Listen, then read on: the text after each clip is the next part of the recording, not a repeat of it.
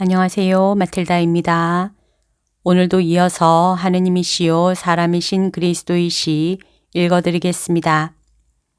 책과 저자 소개가 궁금하신 분은 동영상 아래를 참고하세요. 공생활 첫해 30장 예수께서 물고기 성문에서 칼날을 부러뜨리는 기적을 행하시다. 예수께서 그늘진 길로 혼자 걸어가시는 것이 보인다. 물이 잘 흐르는 시원한 작은 계곡과 같다. 작은 계곡 같다고 말한 것은 길 양쪽을 높은 언덕이 둘러싸고 있고 가운데로 작은 물줄기가 흘러가기 때문이다. 아침 시간이라 그곳에는 사람이 없다. 겨우 동이 튼 것 같다. 초여름에 조용하고 청명한 날이다. 왼쪽 언덕에는 주로 올리브 나무들이고 더 헐벗은 다른 언덕에는 유향나무, 가시돋친 아카시아 나무, 용설란 따위의 키 작은 나무들이다. 그리고 나무들 사이에는 우는 새들 소리 말고는 그 새소리들과 더 메마른 언덕, 오목한 곳에 둥지를 트는 맷 비둘기들의 구슬픈 구구 우는 소리 외에는 아무 소리도 들리지 않는다. 물이 많지 않은 작은 실개천도 아무 소리도 내지 않는 것 같고 그것을 둘러싸고 있는 짙은 에메랄드 빛깔을 띠는 녹음이 그 물에 반사되어 흘러간다. 예수께서는 원시적인 작은 다리를 건너신다. 잘 다듬지 않은 통나무 하나를 실개천에 건너 질러 놓았는데 난간도 없고 행인을 보호할 만한 것이 아무것도 없다. 예수께서는 건너편 기슭으로 길을 계속 가신다. 이제는 성곽과 성문들이 보이고 시내로 들어가려고 아직 열리지 않은 성문 앞에 몰려있는 야채와 식량을 파는 장수들도 보인다. 나귀들이 울고 서로 싸우고 한다. 나귀 주인들은 농담을 하지 않는다. 욕설이 오가고 주먹질까지 하는데 나귀 등만 빼고 사람들의 머리에까지 주먹질이다. 두 사람이 대단히 싸운다. 그중 한 사람의 나귀가 또 다른 한 사람의 상추 바구니에서 슬쩍 했는데 그것도 많이 먹었기 때문에 싸움이 붙은 것이었다. 어쩌면 그것이 예전 싸움을 재발시키는 핑계에 지나지 않았는지도 모른다. 그들은 옷 속에서 손바닥처럼 짧고 넓은 두 단도를 꺼낸다. 그것은 짧기는 하지만 날이 잘 선 단검인 것 같다. 그 칼들은 햇빛에 반짝인다. 여인들이 비명을 지르고 남자들이 웅성거린다. 그러나 촌스러운 결투를 하려고 준비하는 두 사람을 떼어놓으려고 나서서 손을 쓰는 사람은 아무도 없다. 생각에 잠긴 채 길을 가시던 예수께서 머리를 들고 이 광경을 보시더니 매우 빠른 걸음으로 두 사람 사이로 달려오신다. 제발 그만들 두시오 하고 명령하신다. 아니요, 이 개 같은 놈하고는 끝장을 내겠소. 나도 그렇소. 당신이 우리를 말리는 거요. 당신의 창자를 갈기갈기 잘라놓고 말겠소. 두 사람은 예수님을 가운데 두고 돌며 그분을 떼밀고 말리지 말라고 욕을 하면서 서로 접근하려고 하지만 예수께서 당신 겉옷을 움직여 그들의 칼질을 빗나가게 하시고 그들의 시야를 가리시기 때문에 서로 접근하지 못한다. 군중은 외친다. 나자렛 양반 나오세요. 거기서 빠져나오세요. 그러나 예수께서는 꼼짝도 안 하시고 정신을 하느님께로 돌리도록 권고하시며 그들을 진정시키려고 애쓰신다. 그러나 소용이 없다. 싸우는 두 사람은 분노로 인하여 정신을 잃었다. 예수께서는 기적을 행하실 참이다. 마지막으로 한 번 더 명령하신다. 명령이요, 그만두시오. 못하겠다. 저리 비켜라. 나자렛의 개 같은 놈, 너 갈 길이나 가라. 그러니까 예수께서는 번개 같은 능력을 가진 모습으로 두 손을 뻗으신다. 예수께서는 한마디 말도 안 하신다. 그러자 칼날들이 마치 바위에 부딪힌 유리 조각과 같이 여러 조각이 나서 땅에 떨어진다. 두 사람은 그들의 손에 남아있는 짧은 칼자루들을 들여다본다. 깜짝 놀라서 분노가 사그라졌다. 군중도 깜짝 놀라서 소리 지른다. 자, 이제 당신들의 힘이 어디 있소? 하고 예수께서 엄하게 물으신다. 성문을 지키는 병사들까지도 마지막 외침을 듣고 달려와 대경실색하여 바라보고 그중 한 병사가 몸을 구부려 칼날 조각들을 주워 가지고 그것이 강철이라는 것을 믿을 수가 없어 그것으로 손톱을 긁어본다. 그래, 지금 당신들의 힘은 어디 있소? 하고 예수께서는 되풀이하여 물으신다. 당신들 권리의 근거를 어디에 두는 거요? 이제는 먼지 속에 떨어져 있는 파편에 지나지 않는 이 쇠조각의 근거를 두었소. 형제에 대한 분노의 죄의 힘 말고 다른 힘은 없고 그 죄악으로 인하여 당신들에게서 하느님의 모든 축복도 빼앗아가고 따라서 어떤 힘도 전부 빼앗아가는 이 쇠조각의 근거를 두었단 말이요. 아, 인간적인 방법에 근거를 두고 이기려고 하는 사람. 그리고 이 세상에서도 내세에서도 승리를 하게 하는 것은 폭력이 아니라 성덕이라는 것을 모르는 사람들은 불행하오. 하느님께서 의인들과 같이 계시기 때문이요. 이스라엘 사람들 여러분, 그리고 로마의 병사 여러분도 모두 잘 들으시오. 하느님의 말씀은 모든 사람의 아들들을 위하여 말하는데 사람의 아들이 하느님의 말씀을 이방인들에게 거절하지는 않을 것입니다. 주님의 계명 중 둘째는 이웃사랑의 계명입니다. 하느님은 인자하시고 당신 자녀들이 친절하기를 원하십니다.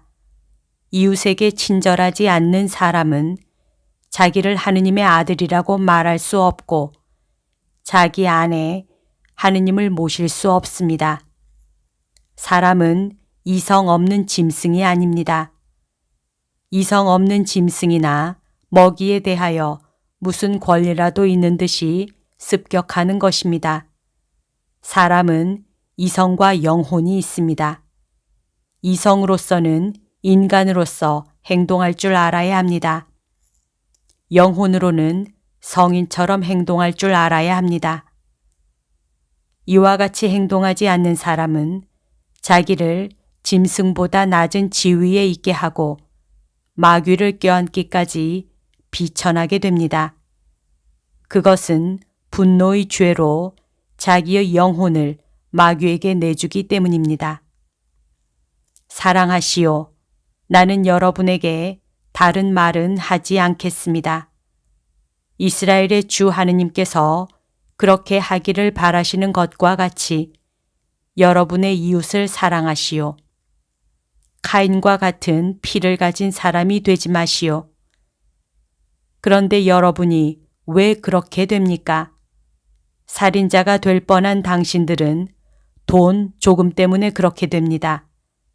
얼마 안 되는 땅 때문에 그렇게 되는 사람들이 있고 더 나은 자리를 위하여 여자를 위하여 그렇게 되는 사람들도 있습니다. 이 모든 것이 무엇입니까? 영원한 것입니까? 그렇지 않습니다. 이것들은 영혼의 한순간에 지나지 않는 인간의 생명보다도 더 오래가지 못합니다. 그런데 여러분은 그것들을 추구하느라고 무엇을 잃습니까? 의인들에게 언약된 영원한 평화, 메시아가 여러분을 함께 당신 나라로 인도해서 누리게 하려는 영원한 평화를 잃습니다. 진리의 길로 오시오. 하느님의 목소리를 따르시오. 서로 사랑하시오. 그리고 정직하고 절제하고 겸손하고 의로운 사람이 되시오. 가서 곰곰이 생각하시오. 선생님은 누구십니까? 그런 말씀을 하시고 의지로서 검을 부러뜨리시는 선생님은 누구십니까? 이런 일을 하는 사람은 메시아 한 분밖에 없습니다. 세례자 요한까지도 이분보다는 못합니다. 선생님이 혹시 메시아가 아니신지요? 거기 있던 두세 사람이 묻는다. 내가 메시아요.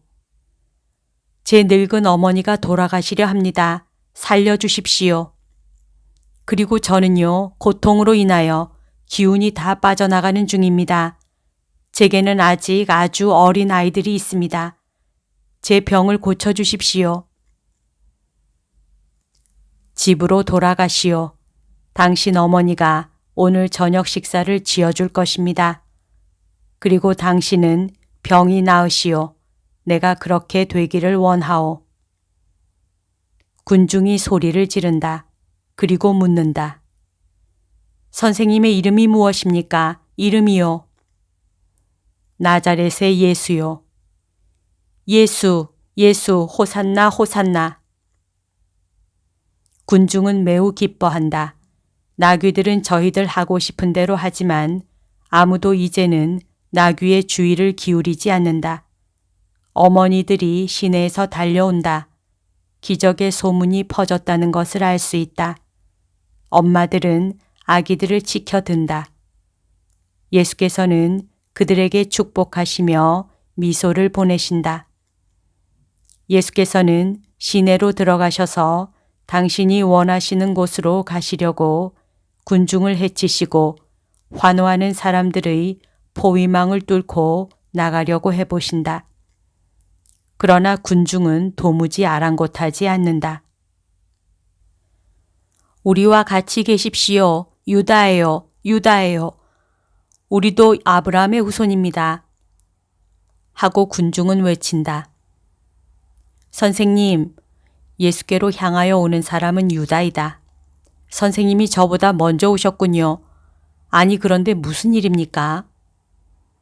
선생님이 기적을 행하셨습니다. 갈릴레아에서가 아니라 여기서요.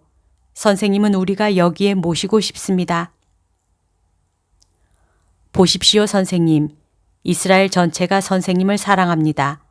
그러니까 여기에 머무르시는 것이 당연합니다. 왜 가려고 하십니까? 유다야, 나는 도망하지 않는다. 내가 혼자 온 것은 갈릴레아 사람들인 제자들의 거침 때문에 유다인들의 민감성을 건드리게 될까봐 일부러 그렇게 한 것이다. 나는 이스라엘의 모든 양을 하느님의 왕권 밑에 모으고자 한다. 그렇기 때문에 선생님께 저를 받아주십시오 하고 말씀드린 것입니다. 저는 유다 사람입니다. 그래서 제 동향 사람들을 어떻게 붙들어야 하는지 압니다. 그러니까 예루살렘에 머무르실 것입니까? 며칠밖에는 안 머무른다. 역시 유다인인 제자를 기다리기 위해서이다. 그런 다음 유다 지방을 두루 다닐 것이다. 아이고, 저도 선생님과 같이 가겠습니다. 선생님을 모시고 다니겠습니다. 제 고장에도 오십시오. 저희 집에 모시겠습니다. 선생님, 오시지요? 가겠다. 유다인이고 또 유력자들과 가까이 지내는 너인데 세례자에 대하여 아는 것이 없느냐? 아직 옥에 갇혀 있는데 군중은 그들의 예언자를 돌려주지 않으면 폭동을 일으키겠다고 위협하기 때문에 풀어주려고 한다는 것을 압니다. 선생님이 그분을 압니까? 안다. 그분을 사랑하십니까? 그분을 어떻게 생각하십니까? 엘리야와 비슷한 그 사람보다 더 위대한 사람은 아무도 없었다고 생각한다. 그분을 정말 선구자로 생각하십니까? 그렇다. 그 사람은 선구자이다. 그 사람은 태양을 예고하는 샛별이다. 그의 설교를 통하여 태양이 오는 것을 맞이할 준비를 한 사람들은 행복하다. 요한은 대단히 엄격합니다. 자기 자신에게보다 다른 사람들에게는 더 엄격하지 않다. 맞습니다. 그렇지만 그분의 속죄를 따라가기는 어렵습니다. 선생님은 더 인자하셔서 선생님을 사랑하기는 쉽습니다. 그렇기는 하지만 무엇입니까, 선생님? 그렇기는 하지만 그가 엄격하였기 때문에 사람들이 그를 미워하는 것과 마찬가지로 나는 인자하기 때문에 미워할 것이다. 두 가지가 다 하느님을 알리는데 하느님은 악인들의 미움을 받으시기 때문이다. 그러나 이렇게 되리라고 예언되었다. 그가 나보다 먼저 전도를 하였으므로 죽는 것도 나보다 앞서갈 것이다. 그러나 속죄를 설교한 사람을, 인자를 베푼 사람을 죽이는 자들은 불행하다. 선생님은 왜 그런 비참한 예감을 가지십니까? 보시다시피 군중은 선생님을 사랑하는데요. 이 일이 확실한 일이기 때문이다. 겸손한 군중은 나를 사랑한다. 그렇다. 그러나 군중이 온전히 겸손하지도 않고 또 보잘것없는 사람들로 이루어지지도 않았다. 그리고 내 예감은 우울함이 아니라 미래를 조용히 내다보는 것이고 이를 위하여 나를 보내신 아버지의 뜻을 받아들이는 것이다. 그리고 나는 이 때문에 온 것이다. 성전에 다 왔다.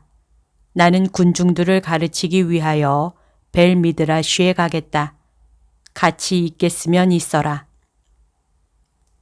선생님 곁에 남아 있겠습니다.